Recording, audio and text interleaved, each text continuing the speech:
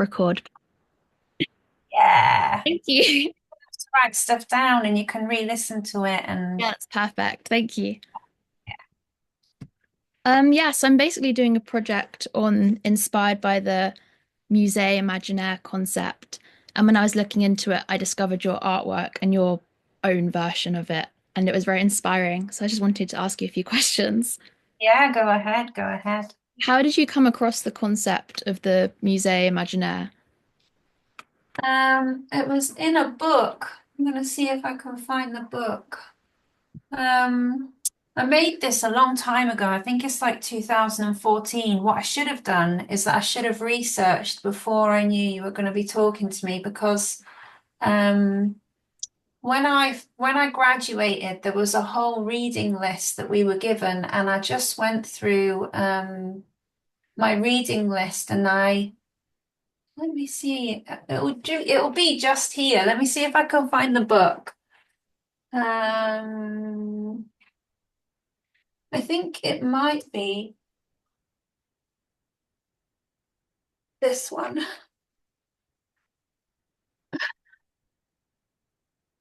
It was called, I think, it was either I'll find the book for you and I'll send it to you because I really got into I studied sculpture and I did fine art in my like degree, and there was a whole reading list on collections, Mm. and one of the books I was reading was about different kinds of collections and art shows that had happened, so it was in there and I was very much sort of thinking about um I'm not from a typical art school background at the time, so I come from a working class background. So I was really interested in like people.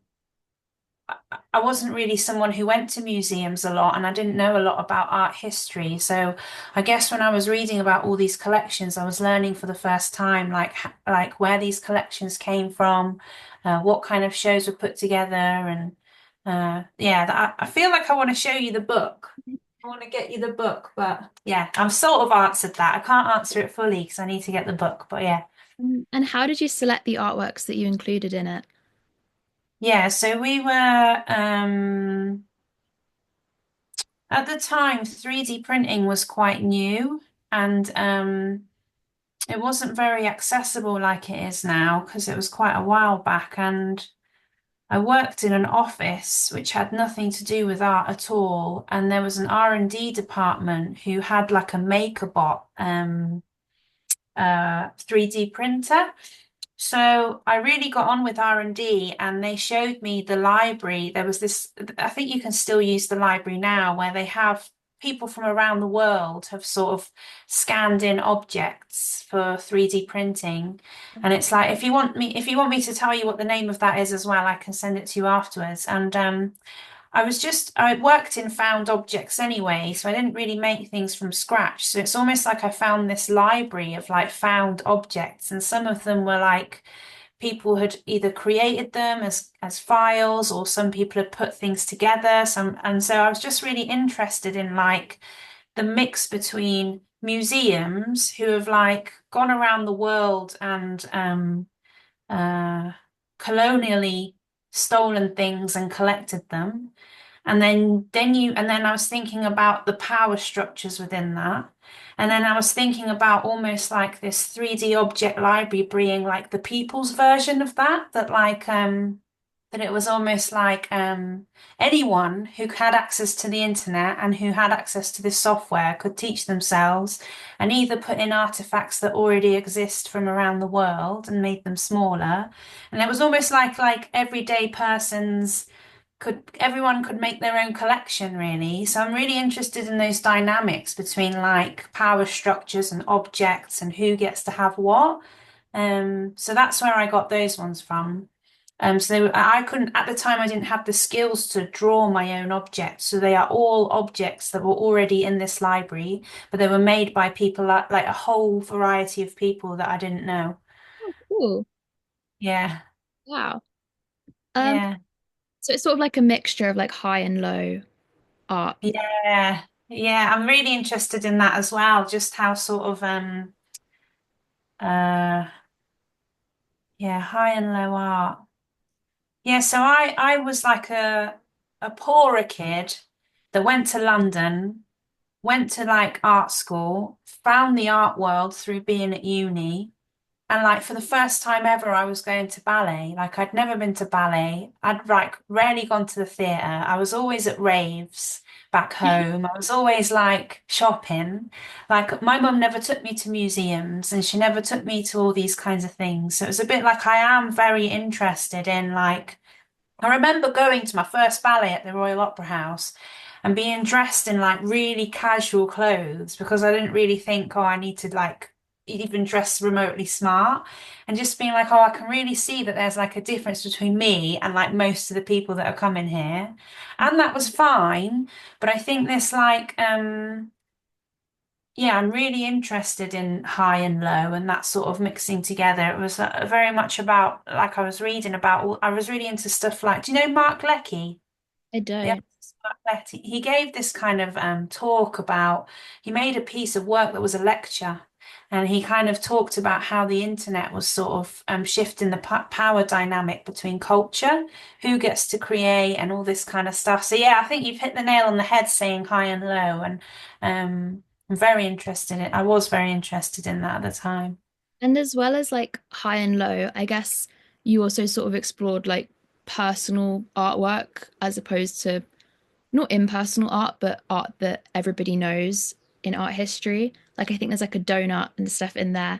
And I was wondering like how you came up with the more personal ones that you Yeah.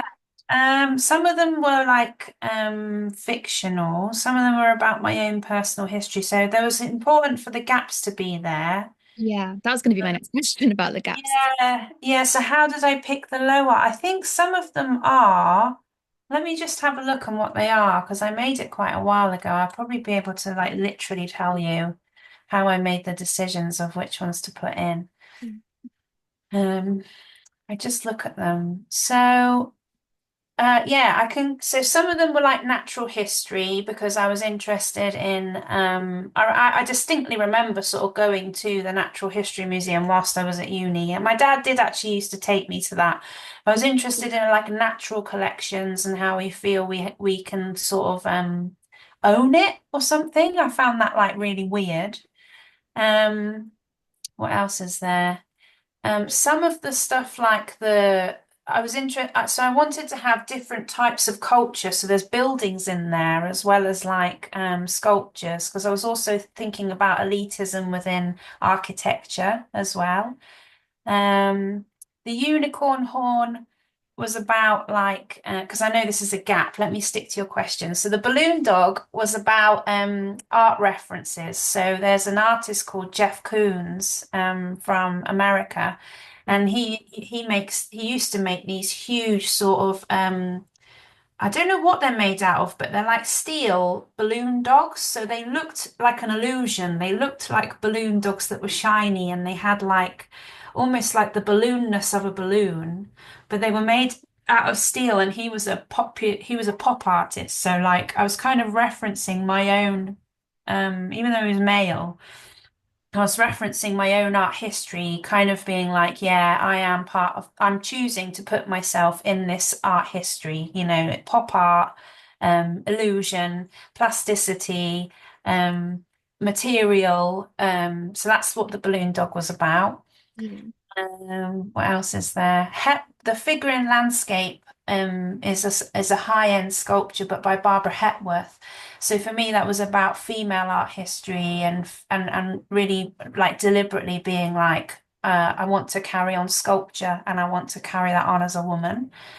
What else is there? The low art ones. The donut. I think I might have had a donut in my own work somewhere. I distinctly think that maybe there was like oh yeah there was so when I was at uni I once bought a donut in Morrison's and I used to do this thing where I would like take things apart and then put them back together again and I used to love doing that, particularly with colour. Again, this is about collections. So it was almost like I bought this donut and there was a collections of sprinkles on the top. And I used to get tweezers and I'd pick I'd pick the sprinkles off and I'd reorder them in rainbow order, Oh, which sounds completely crazy, that's but like, awesome.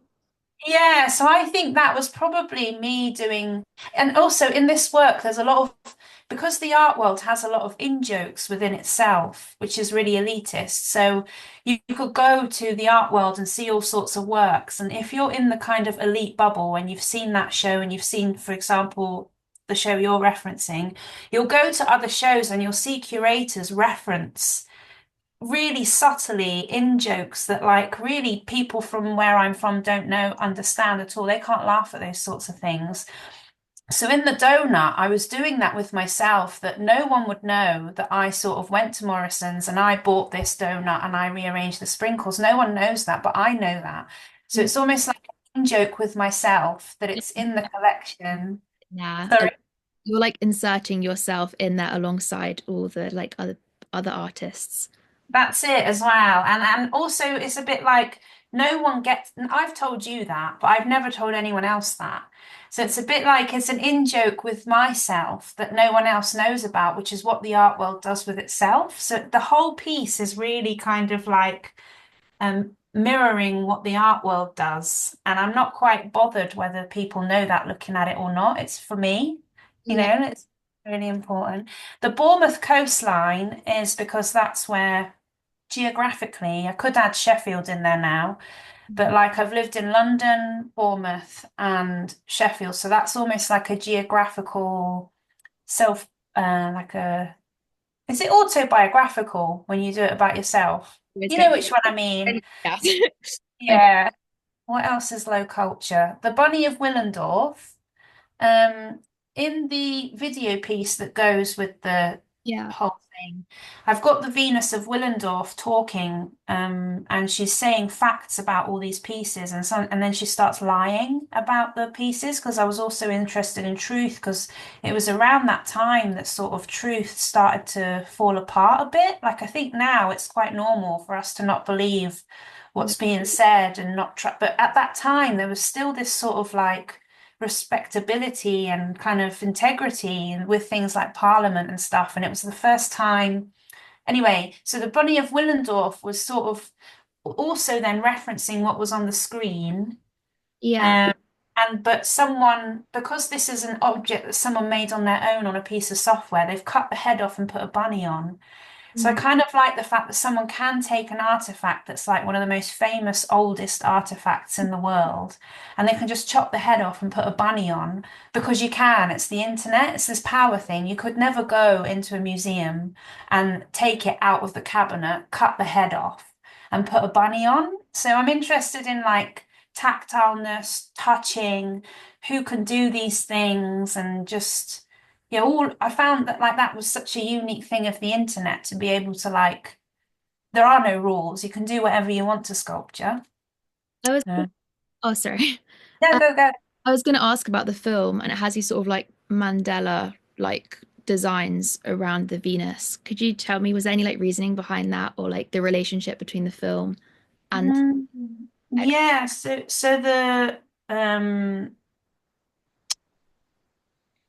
the biggest yeah, a lot of themes within my work, which I don't think I've consciously done, they're just there, are things that are self-reflexive.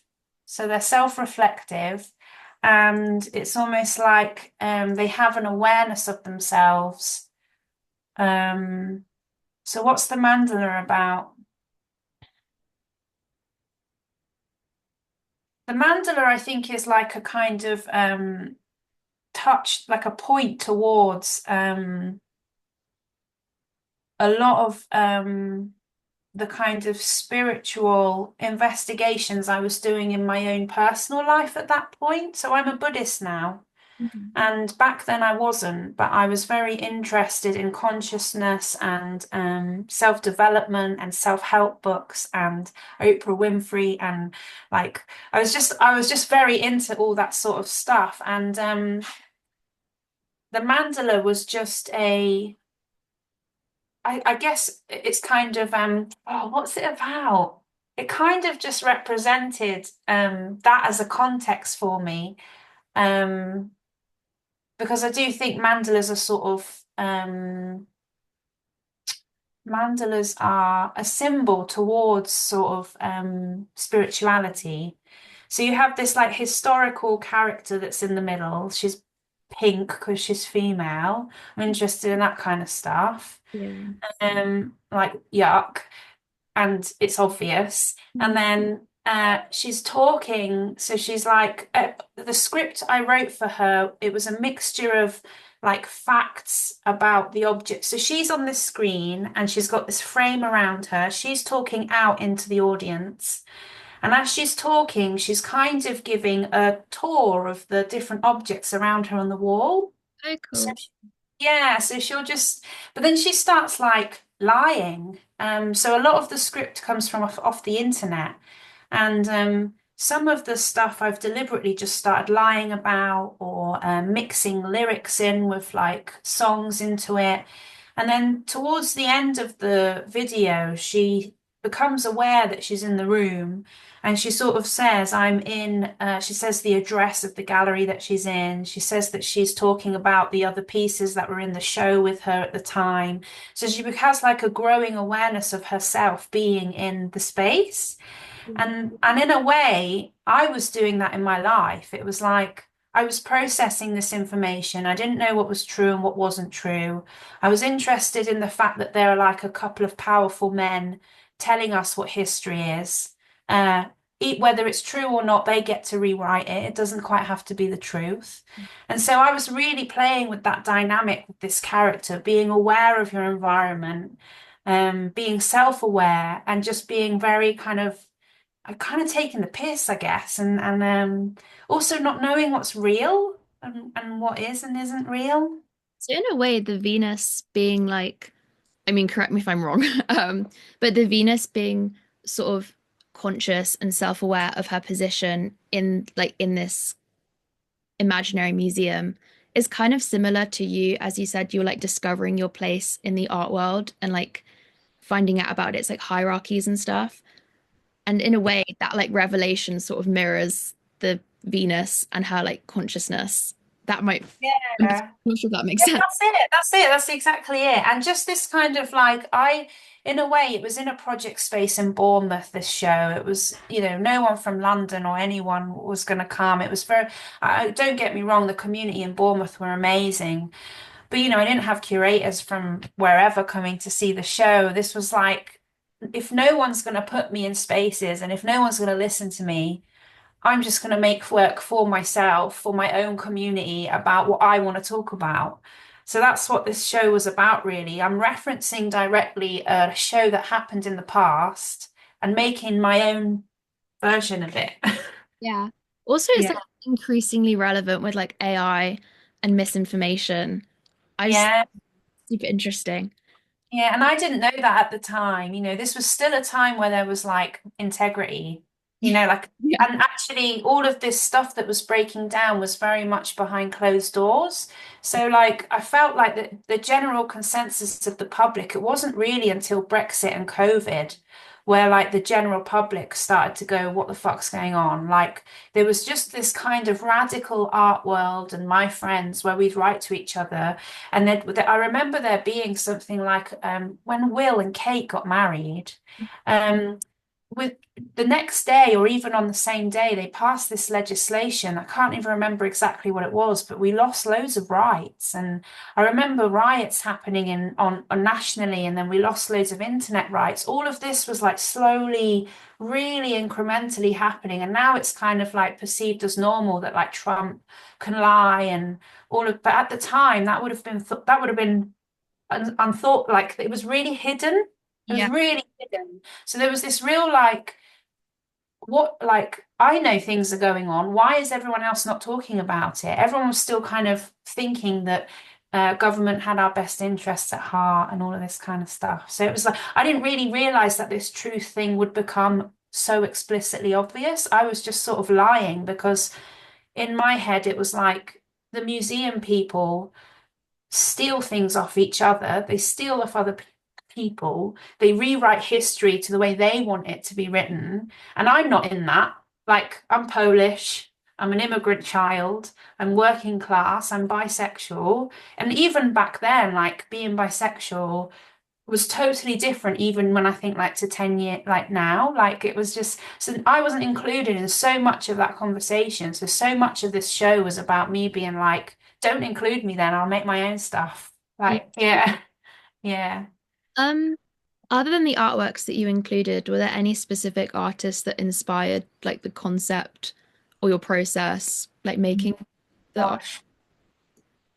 Gosh, gosh. There's so many. Interestingly, when I left art school, I left a massive folder with all my art history in it in a this kind yeah, I can't remember like Mark Leckey was very important to me. Um I've mentioned Jeff Koons. I'm trying to think of females. Oh, can I get back to you about that? Because there definitely was loads, but it was so long ago and I lost my stuff. If you afterwards, if you could send me an email with the things I said I'd tell you, I will write you a list of who I was looking at because there were loads of people. Um, yeah. Yeah, okay, cool. And then I was also going to ask, this is a more like niche one. But given the nature of 3D printing, do you think that you were restricted to focus on like 3D art and sculpture as opposed to painting, or did it give you a broader view of what is considered art? Say that again. I mean, I have a bit more context now that I know you did sculpture, but it was given the nature of 3D printing, do you feel that you were restricted to focus on 3D art and sculpture, or did this enable a broader view of what is considered art? Um, so I the reason so did would I have done painting? I didn't have any. It's interesting because there's something around skill for me in your question. So, because I was working class, I did a lot of like going to charity shops, buying objects and putting them together. When I was in my sculpture department, there were like clay kilns. There were like technicians who knew how to mold and cast things. There was a painting department like in the other building. There was the Jerwood Drawing Prize was in the little building next door to inspire me to learn how to draw. But because I wasn't remotely interested in skill, Yeah. so even though I made these 3D prints, it was still really the R&D boys in the office that were helping me sort of get the software, put it into the machine, get it printed. I was working with their expertise, and really I was making the decisions on to which objects, but I Yeah. wasn't even really printing them, like so a lot of my work was about not making things myself, but like getting other people to make things for me. And for me, the idea was the most important thing. So I didn't have skills for painting. I mean, even now, I can't oil paint. I worked with acrylics in secondary school. I made a collage like opposite to that, which is on my website as well, which was really similar. It was like cutting up a book about, Oh gosh, yeah. that was so cool. Yeah. Yeah, so there was like, so that was almost like a different version of it, but again, it's very low skill. Yeah. So yeah, now that I'm in my 30s, I'm a lot more interested in skill and I'm starting to make work with my hands more and wanting to learn. And I think COVID as well just made me feel like it was great to do things with my hands. And I think now I'm starting to become interested in skill. So I don't know quite what your question was, but really, I never really made anything. I It's just sort like of thought, conceptual, yeah. Sorry? more like conceptual, I guess. Very conceptual. I was very conceptual, read whereas now I'm now in my 30s, I'm a lot more interested in material. Yeah. Yeah. Um, with the 3D printing, do you think that in terms of the artworks that you included, do you think that the fact that you had to 3D print them maybe limited you in any way? Of like you had to include like buildings or sculptures, or were you able to include 2D artworks in the 3D printing? Does that make sense? Like Yeah, I so I think that I was just gonna say I think there's the Matisse Yeah. one is a D piece, isn't it? Mhm. I was very limited as to who put Yeah, so I was really aware of the of two things. One was that I didn't know how to, there wasn't the technology at the time that was at the mo now I know you can get your phone and you can take a 360 photo of something and put it in a software quite easily and create a object to print. But back then that wasn't possible. You know, we were like I was really interested in like using really new technology. Like that really excited me. I wanted to like and because of that, there's all sorts of accessibility issues. So I couldn't add my own. And also, when I thought about what I did want to add, I want, you know, like when I put my first milk tooth, it's a bit like I would have loved to have added my actual own personal history, bits of my body, um, you know, my toys from when I was younger, or like really mix that sort of like the Great Wall of, you know, Ghana or the mistake that they wrote on the wall on the piece with the oh yeah, that's something as well. On the Great Wall of China, it says the Great Wall of Ghana, which again sort of links with how the character on the TV was talking because she was getting things wrong. Anyway, um, I would have added so much of my personal objects. To this day, I still want to make a massive bust of my mum in a really expensive material. So I want to completely cast her head and like do it in an expensive material like bronze because it's yeah, I don't think I'll ever get to do that. I'd love to. I'm really interested in like using materials that have like traditionally been used to uh monumentalize other people's experience to sort of do my like to monumentalize my own sort of thing. I can't remember what the original question was. Yeah, so I was very limited and I knew that. And I think that's why I've put these gaps in, you know, to like yeah, to kind of symbolize like I mean, if a curator was to ask me to do this show again, Mhm. I would look into that aspect. So I'd probably get, you know, if they gave me some funding, now that the technology's moved on a bit, I'd probably use a different color to print new objects. And Yeah. I'd work a lot more on my personal history. I'd see what else has been put in there. I'd reference like females, like loads more female work. I'd probably look into a sustainable material, not just plastic. So I'd see if I could print in something that was sustainable. And I just like the idea of this collection growing every time it's shown. I'd probably have one object as well that was connected to the museum it was in. So if there's an object in the gallery or the museum that I'm showing in, I'd probably scan that in as well and have one to represent that space. Yeah. It was going to be one of my questions, like if you could go back and change stuff, what would it be? But speaking of material, was there a reason that you chose blue as the color? I guess there was this kind of like dominance of like gender binary and maleness and femaleness. Like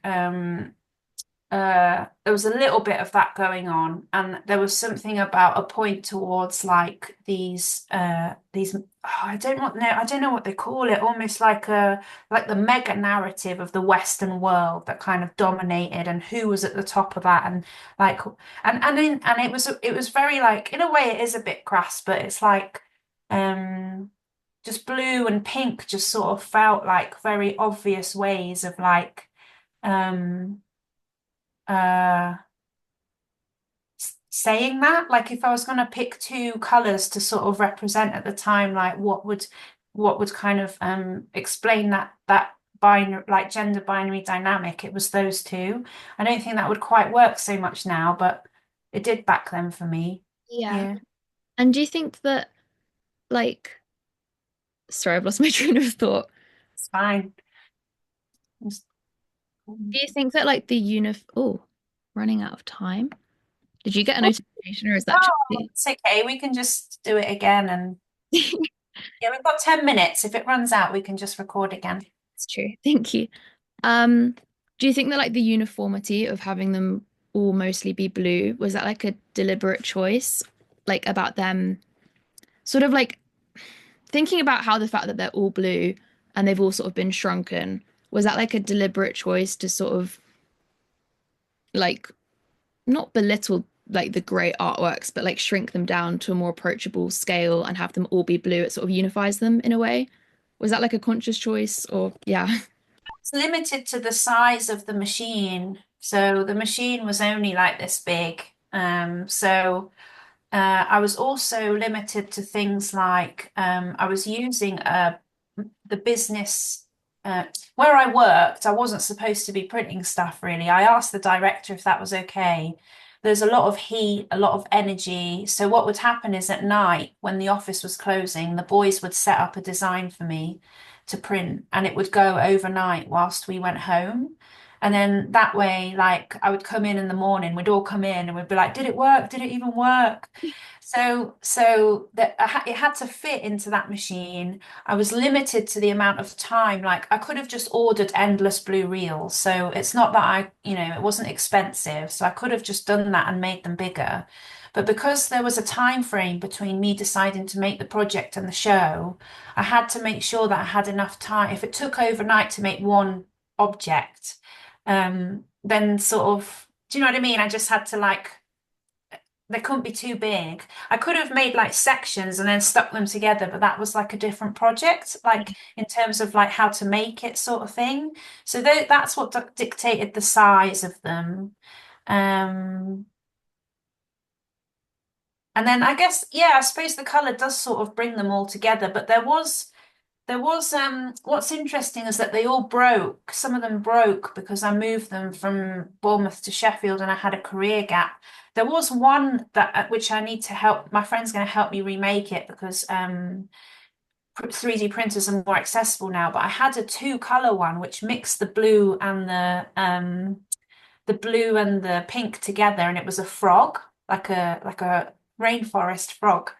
And I'm going to get her to reprint that for me. So I've got the full collection and then I'll add it to the website. But um, yeah, that I didn't want there to be, and that frog would have broken the rule of all of them being blue.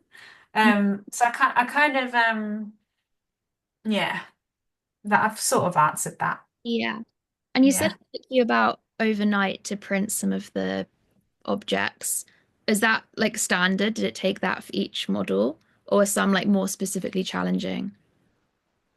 Some of them you had to learn because they have bits that stick out. You have to print these. Oh, what are they called? They're almost like oh, I can't remember because it was so long ago. Some of them were more challenging, but I was learning how to print them with the technicians as they were doing it. But say, for example, if you have an elbow that's out like that, it would kind of collapse if you were to just print it like that. So it needed like a stick underneath the elbow all the way down to the ground. So the machine would build this stick and then it would do the elbow and connect it to the rest of it. So, what was the question? Um, were there any that were specifically challenging with? Yeah, the ones where they have like bits sticking out like that. The bits that had like delicate bits, like the balloon dog has like a little nose that's very thin and small. All that kind of stuff breaks really easily. Um, what else? Sometimes if the machine kind of gets a bit wrong at the bottom and then it carries on, the whole thing just goes a bit squiffy and makes these like uh you know, completely weird shapes because it hasn't got that basis to kind of keep going. Um, but yeah, I think once we'd kind of like got the hang of it, it was fairly straightforward. Yes. Also, one thing to say as well is the thickness of the plastic. So you get to decide before you do the print how many times the machine goes round to build the thickness. And if it's too thin sometimes, the whole thing kind of collapses. So you have to get the balance right between putting in how thick you want it. That obviously takes longer. So there was this kind of like constant discussion about how thick do we do this one, but it was easy to kind of predict that after a while. Yeah. Yeah. And how many were there in total of these sculptures? Oh. I don't know. I'd have to count them. I can count it and get back to you. Yeah. And then my last question was, what are you working on at the moment? I'm working on three pieces. One is a cross stitch with a sound piece. So that's more makey, as you can see. The second one is I'm making, do you know what cyanotype printing is? Yeah.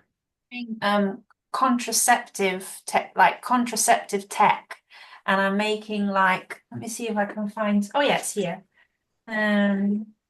Let me show you a picture. So my one of my good friends, Pranya Shri, she works in a contraceptive clinic in a hospital, and she's given me loads of coils. Can you see that? Yeah. Oh, that's so cool. Yeah. That's So really, she's given me coils, and I've scanned in condoms, and yeah. I've got like all sorts of contraceptive technology in on my computer. I've scanned it all in, and I'm going to do loads of cyanotype printing with like contraceptive tech. Cool. What else? And my last piece is, yeah, I did my own residency downstairs in my studio block last year. I was interested when I fill out these forms at the moment for equal opportunities in the arts, they always ask me what job my mum did when I was 14.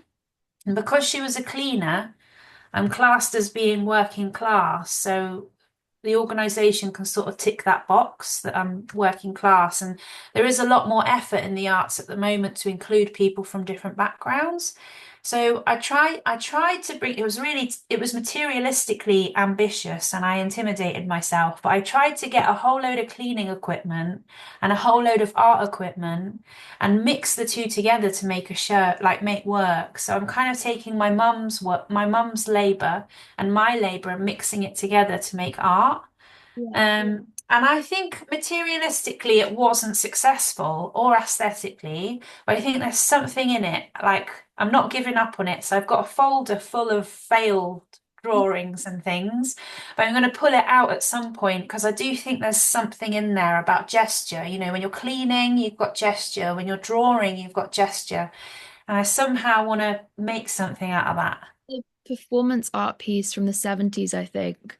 And it's this woman like scrubbing the floor in an art gallery, which Yeah. thinking about that sounds relevant. Well, that's very relevant. Yeah, and I also am interested in like, I'm in a studio block now, which is very middle class. I'm around loads of middle class artists that are making things here. But there's a cleaner that comes around with a trolley and she cleans our studios for us. And I talk to her for ages. I always make time to like properly chat with her and stuff. So I'm interested in these labor dynamics always, you know. Um, yeah, so those are the three that I'm working on. It's very cool. Thank you so much. I've gone through all my questions now. Um, yeah, thank you so much. That was really interesting. Yeah, you're welcome. Would it be okay if I had the video too? Just because of the questions you've asked me, you've made me articulate some stuff I haven't done before, and I really enjoy it anytime anyone asks me things. Yeah, of course. Will Yeah, you be able to access the recording or shall I send it to you? yeah, you might have to send it because I think you're the one recording it. Okay, cool. Yeah. Is that everything? I think you answered some of them, like some of my questions, like in other questions, if that makes sense. Yeah. Well, if you think of anything else, like email me Yeah. and make sure you email me with the stuff I said that I'd get back to you about, and I will. Okay. Thank you so Nice. much. Really nice to meet you. Bye.